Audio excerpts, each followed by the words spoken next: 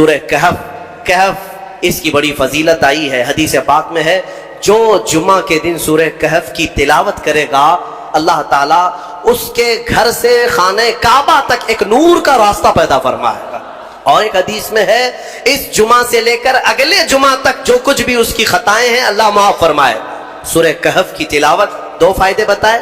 تیسرا سنو، سورہ کہف کی شروع کی 10 آیتیں جسے یاد ہو گئیں، سورہ کہف کی شروع کی 10 آیتیں جسے یاد ہو گئیں، میرے آقا فرماتے ہیں دنیا کا سب سے بڑا فتنہ دجال اللہ اس سے بھی اسے محفوظ رکھے گا۔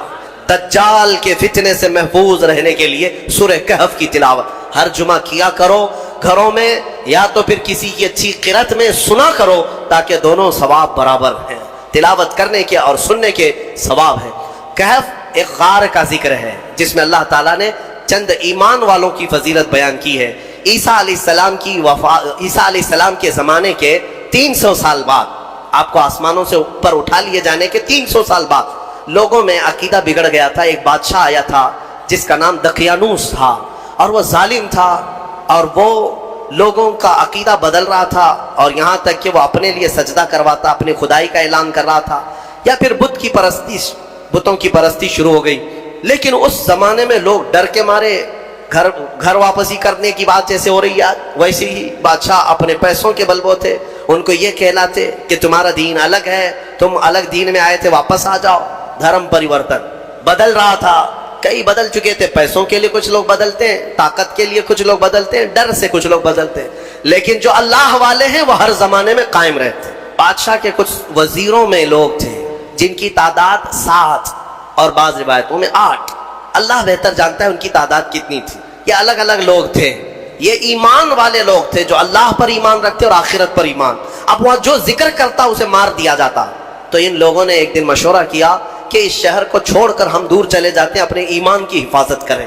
اب یہاں ایمان بچانا بہت مشکل ہو گیا ہے، ورنہ بادشاہ کے سامنے سر جھکانا پڑے گا، شرک اور کفر کرنا پڑے گا، ہم چلتے ہیں شہر سے باہر۔ یہ ساتوں نے راتوں رات مشورہ کیا اور نکل پڑے۔ ان کے ساتھ ایک کتا ہو لیا، اصحاب کہف کا کتا کہا جاتا، ساتھ میں چلتا رہا، اور یہ لوگ آبادی سے بہت دور نکل کر باہر گئے، اور ایک غار تھا، اس غار میں ان لوگوں نے رات کو پناہ لی، سونے کے لیے چلے گئے۔ اور وہاں پر جب سونے کے لیے وہ لوگ گئے تو اللہ تعالیٰ فرماتا ہے فَضَرَبْنَا عَلَىٰ آذَانِهِمْ فِي الْكَهْفِ سِنِينَ عَدَدًا، ہم نے ان کے کانوں پر سالوں تک کے لیے نیند کو طاری کر دی، سلا دیا ان کو رب تعالیٰ۔ وہ ایسی گہری نیند میں سو گئے کہ پھر اٹھے نہیں، دن گزرتے چلے گئے۔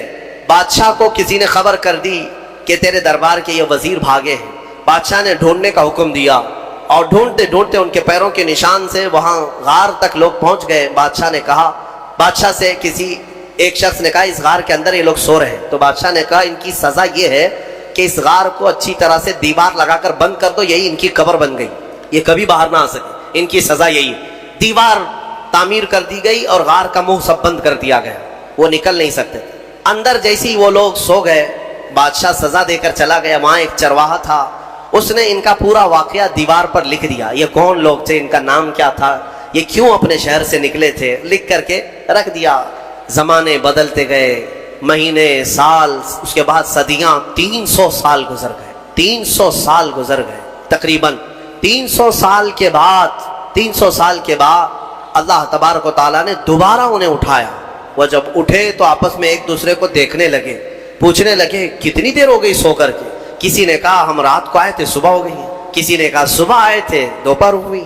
اب اسی سے آپ اندازہ لگا لیں کہ رب تبارک و تعالیٰ صدیوں کو چاہے تو منٹوں میں گھیر سکتا ہے۔ جب اصحاب کہف کے ایمان والوں کے لیے 300 سال آدھے دن کے برابر لگ رہے ہوں تو میرے مصطفیٰ کے معراج کا سفر اگر وہ لاکھوں سال کا بھی ہو تو دنیا والوں کے لیے منٹوں کا کیوں نہیں لگ سکتا؟ یہ اللہ رب العزت جیسا چاہے وقت کو گھیر دے اور چھوٹے وقت کو چاہے تو طویل کر دے۔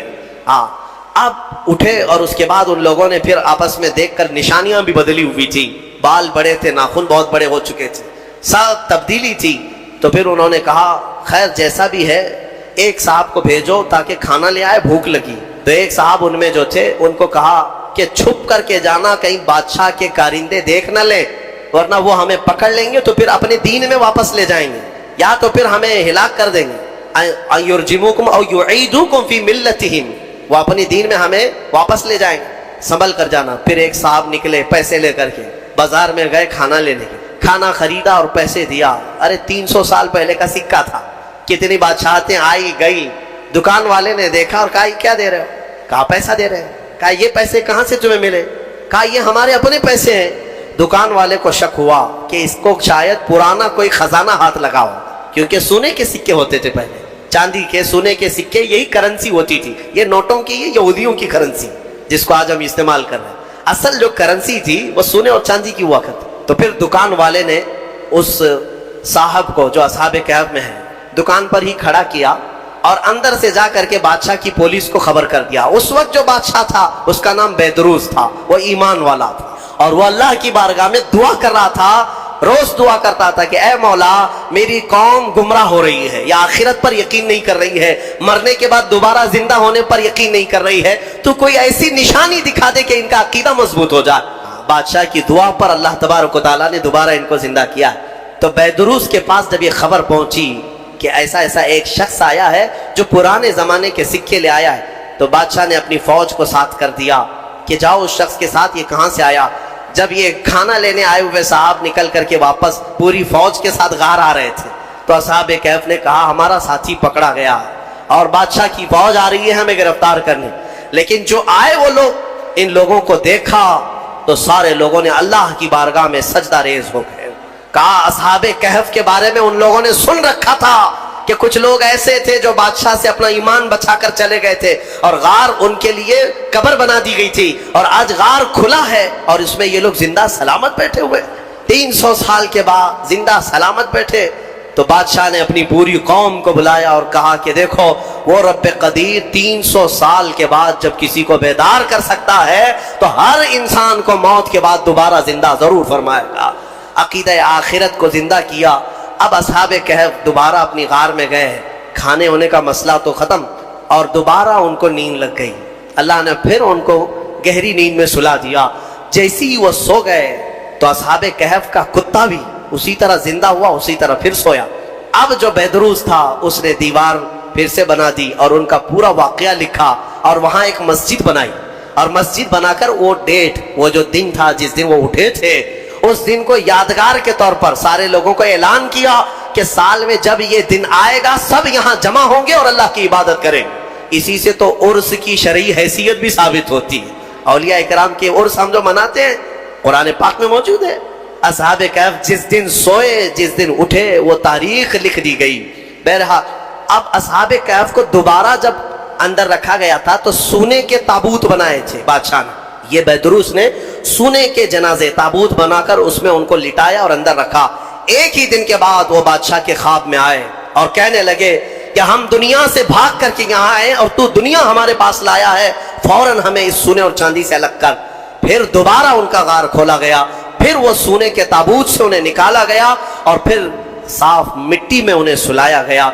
यानी मेरे अजीजों, अंदाजा करो इन 7 लोगों के बारे में कहीं कुरान में ये नहीं है कि वो नबी हैं, वो शहीद हैं, वो सिद्दीक हैं, नहीं, बल्कि मौला फरमाता है वो 7 नौजवान थे जिन्होंने अपना ईमान बादशाह से बचाकर अल्लाह पर यकीन करके गार में पनाह ली। तो अल्लाह ने उनका तसर्रुफ और ताकत इतनी अता की कि उनकी सोने के बाद भी वो जिसके ख्वाब में जाएं चले जाएं और 300 साल बाद जब चाहे बेदार हो जाएं। अब जिनके बारे में साफ साबित है कि उम्मत मुस्तफ़ा की ये औलिया हैं, सिद्दीक हैं, शहीद हैं, तो क्या वो अपनी कब्रों में जिंदा नहीं हो सकते? और अगर सिद्दीक शहीद जिंदा है तो मेरा मुस्तफ़ा भी अपनी कब्र में जिंदा है। रसूल पाक सल्लल्लाहु अलैहि वसल्लम की जिंदगी पाक को क्या समझ सकते हैं? असहाबे कहफ का ये जो वाकया है ये कुरान पाक में बयान किया गया। अजीजा ने गिरामी, अब भी असहाबे कहफ अपनी गार में सो रहे हैं, अब भी सो रहे हैं। यहाँ तक कि हदीस में है हर आशूरा की, मुहर्रम की तारीख को, यानी 10वीं मुहर्रम को वो करवट भी बदलते हैं। और कुरान ये कहता है कि सूरज भी उनके ऊपर से जाता है। वो गार ऐसी कैफियत में, लोकेशन ऐसा है उस गार का कि सूरज जब जाता है तो दोपहर के वक्त आता है तो सूरज उस तरफ को हो जाता है ढलने के वक्त, गर्मियों में उस तरफ, ठंडियों में इस तरफ। और मौला ताला कुरान में फरमाता है कि अल्लाह ताला ने हर मौसम की सख्ती से उनको महफूज रखा है। सूरह कहफ में दूसरे सफ़े में आप पढ़ लें, सूरज की तपिश से, बारिश की सड़न से, ठंडियों के गलाने से अल्लाह उनकी हिफाजत फरमाया। اور پھر فرماتا ہے وَتَحْسَبُهُمْ أَيْقَاظًا وَهُمْ رُقُودٌ، تم اگر ان کو دیکھو گے اللہ فرماتا ہے تو تمہیں وہ جاگتے ہوئے نظر آئیں گے. تَحْسَبُهُمْ أَيْقَاظًا وَهُمْ رُقُودٌ، جبکہ وہ سو رہے ہیں. وَنُقَلِّبُهُمْ ذَاتَ الْيَمِينِ وَذَاتَ الشِّمَالِ، اللہ فرماتا ہے ہم ان کو کبھی دائیں جانب کروٹ دیتے ہیں کبھی بائیں جانب کروٹ دیتے ہیں. اور اتنا ہی نہیں وَقَلْبُهُمْ بَاسِطٌ ذِرَاعَيْهِ بِالْوَصِيدِ، اللہ فرماتا ہے اور ان کا کتا پالتی مار کر ان کے قریب میں بیٹھا ہوا ہے. یعنی چاروں پیر جیسے کتا کسی کی نگرانی میں بیٹھتا ہے، قرآن کہہ رہا ہے ان کا کتا چاروں پیر پھیلائے ہوئے ان کے پاس بیٹھا ہوا ہے. کتے کے بارے میں قرآن میں آیا جس کا نام بھی قطمیر، وہ کتا ابھی بھی بیٹھا ہوا ہے غار میں. اور رب تعالیٰ یہ بھی فرماتا ہے تم انہیں دیکھ نہیں سکو گے، اگر دیکھنے کی کوشش کرو گے لَوَلَّيْتَ مِنْهُمْ فِرَارًا وَلَمُلِئْتَ مِنْهُمْ رُعْبًا، تم پیٹ پھیر کر بھاگ جاؤ گے، ایسا رعب ہم طاری کریں گے، رعب طاری ہو جائے گا، کوئی دیکھ نہیں سکے گا وہ کس کیفیت میں ہے. اللہ ان کی حفاظت کر رہا ہے. اب میں اس پورے سورہ کہف کے بعد اخیر میں ایک جملہ ضرور کہنا چاہوں گا. عزیزان گرامی، اصحاب کہف ایمان والے تھے، ایمان والے تھے اور اللہ تعالیٰ کے محبوب بندے تھے. لیکن کتا کون سے ایمان والا ہے؟ کتا کون ہے؟ کتا تو ایک جانور ہے اور اس کے بارے میں حدیث میں آیا ہے سارے جانور قیامت کے دن ختم کر دیا جائیں گے، وہ معدوم کر دیا جائیں گے، ان کا وجود ختم کر دیا جائے گا. لیکن کچھ جانوروں کا ذکر میرے آقا نے حدیث میں فرمایا وہ جنت میں بھی جائیں گے. ان جانوروں میں اصحاب کہف کا کتا بھی ان کے ساتھ جنت میں جائے گا. اصحاب کہف کا کتا جنت میں جائے گا. نبی پاک صلی اللہ تعالی علیہ وسلم نے یہ بھی ارشاد فرمایا اپنی میتوں کو جب قبرستان میں دفن کرو تو اچھوں کے بغل میں دفن کرو. یا اپنے لیے تم دفن کی جگہ منتخب کرتے ہو، ویسے تو کسی کو خبر نہیں ہے کہ کون کہاں مرنے والا ہے، لیکن اگر اتفاق ایسا آیا یا وصیت کر رہے ہو تو ایسی جگہ دفن ہونے کی نصیحت کرو جہاں اللہ والے آرام کر رہے ہو. کیوں؟ صحبت کا اثر مرنے کے بعد بھی ہے، قبروں کے بعد بھی. میں مرشد گرامی حضور تاج الشریعہ رحمۃ اللہ تعالی علیہ کی وصیت کو بتاتا ہوں. آپ نے فرمایا تھا اپنی زندگی میں اگر کہیں میرا انتقال ہو جائے سفر کے دوران تو وہیں کسی اللہ کے ولی کے آستانے پر یا کہیں قریب میں جگہ مل جائے مجھے دفن کر دینا. یہ نصیحت، یہ وصیت اپنی زندگی میں کیا تھا. جہاں کہیں اللہ والے ہوں وہاں پر ہمیں دفن کر دے. میرے عزیزوں، آج ہم جو تمنا کرتے ہیں جنت البقیع میں سونے کی، اس کی وجہ بھی یہی ہے کہ 10,000 صحابہ وہاں آرام کر رہے ہیں. اولیاء کاملین، سلف صالحین، تابعین وہاں پر آرام فرما رہے ہیں. میری اس پوری گفتگو کا خلاصہ یہ ہے کہ آپ صحبت یہاں پر سب سے پہلے ڈھونڈو کس کی صحبت میں رہنا چاہتے ہو. زندگی کے بہت مختصر دن ہیں، ظاہر سی بات ہے دھوپ میں چلنے والا چھاؤں ضرور ڈھونڈتا ہے. تو چھاؤں دیکھنے کے وقت یہ دیکھنا کہ کون سی چھاؤں لے رہے ہو، گدھے کی چھاؤں یا پھر کسی پھلدار پیڑ کے نیچے آنا پسند کرتے ہو. گدھا بھی کھڑا ہے، اس کی پرچھائیاں تو ہوتی ہیں. گدھا اگر کھڑا ہو تو اس کی پرچھائی تو پڑتی، وہاں پہ بھی چھاؤں ہے. اگر تم یہ سوچتے ہو دھوپ سے بچنے کے لیے یہ چھاؤں لے لوں تو تمہاری سوچ پر اور تمہارے انتخاب پر تو دنیا کہے گی. ہاں اگر تم نے کسی گھر کا سایہ لیا یا کوئی درخت کا سایہ لیا تو کم از کم اتنا تو کہا جائے گا کہ ہاں اس نے سوچ سمجھ کر کے چھاؤں کا انتخاب کیا ہے. لیکن میں جس چھاؤں کی بات کر رہا ہوں میرے عزیزوں، جن صحبتوں کی میں بات کر رہا ہوں، اپنی اس شارٹ زندگی میں، مختصر زندگی میں اس صحبت کا انتخاب کرو جو صحبت تمہیں رسول اللہ کے قدموں تک پہنچاتی ہو، نبی پاک صلی اللہ تعالی علیہ وسلم تک پہنچاتی ہو. اس صحبت کا انتخاب کرو. اور اسی لیے جانتے ہیں صوفیاء اکرام نے پیر کا انتخاب کرنا، مرشد کون ہوتا ہے اس کے لیے بھی کیا رکھا ہے جانتے ہیں؟ ظاہر سی بات ہے مرشد اور پیر ایک سایہ ہے جس کے سائے میں بیٹھ کر کے دل کو قرار آتا ہے، سکون آتا ہے. دنیا کی دھوپ، گناہوں کے جھمیلوں سے نکل کر کے جب اپنے مرشد کے سائے میں بیٹھے تو اس کو دل کا قرار آئے. لیکن جانتے ہو صوفیاء اکرام نے مرشد تلاش کرنے کے لیے بھی یا پیر ڈھونڈنے کے لیے بھی جو چیز سب سے اہم بتائی ہے وہ کیا ہے؟ یہ علامتیں نہیں رکھی گئی ہیں کہ چہرہ گورا ہونا چاہیے، کپڑے ایسے پہنتا ہو، اتنا لمبا ہو، اتنا ناٹا ہو، اتنا چوڑا ہو. یہ سب چیزیں تو نہیں ہیں، لیکن البتہ یہ کہا گیا ہے، یہ فرمایا گیا کہ مرشد کی تلاش میں تم یہ دیکھو کہ تم صحبت میں اس کے رہنے والے ہو، اس کی چھاؤں میں بیٹھنے والے ہو. یہ ضرور خیال رکھنا، مرشد وہی ہوگا تمہارا جس کو دیکھ کر کے تمہیں اللہ کی یاد آنے لگے اور اپنے گناہوں سے نفرت ہونے لگ جائے، نبی پاک صلی اللہ تعالی علیہ وسلم کے دیدار کی طلب بڑھ جائے۔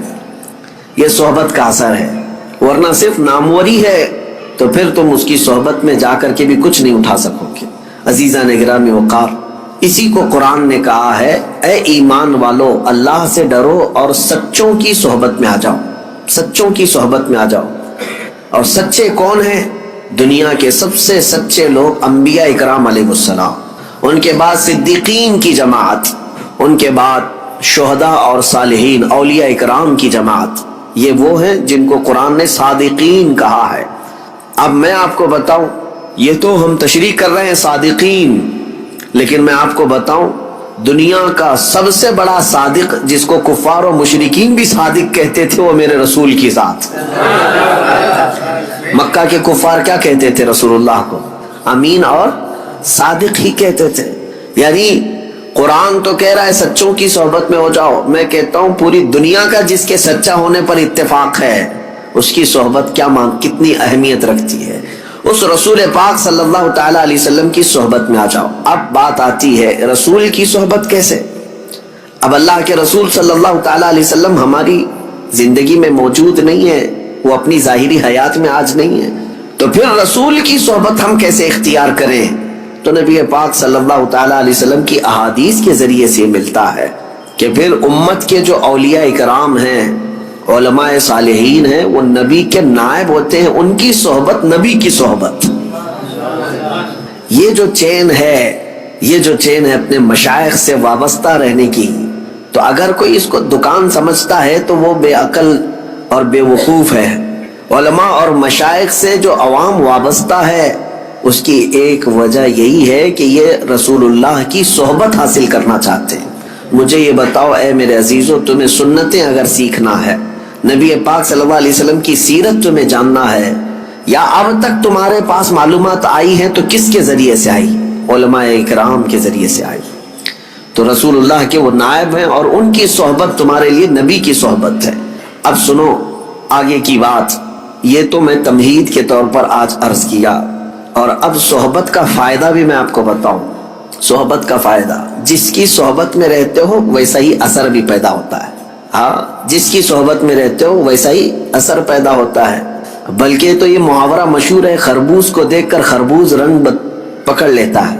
ہاں، یعنی جو اناج ہے، جو نباتات ہے، اس میں اگر یہ اثر ہوتا ہے کہ ایک پھل دوسرے پھل کو دیکھ کر ویسی رنگ پکڑتا ہے، تو پھر انسان تو انسان ہے، انسان فلیکسیبل ہے، یہ بہت جلدی اڈاپٹ کرتا ہے دوسری چیزیں۔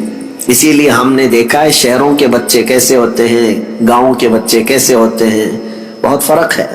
عرب کے بچے کیسے، امریکہ کے بچے کیسے، کیوں؟ بچے کیا ماں کے پیٹ سے سب سیکھ کر کے آئے؟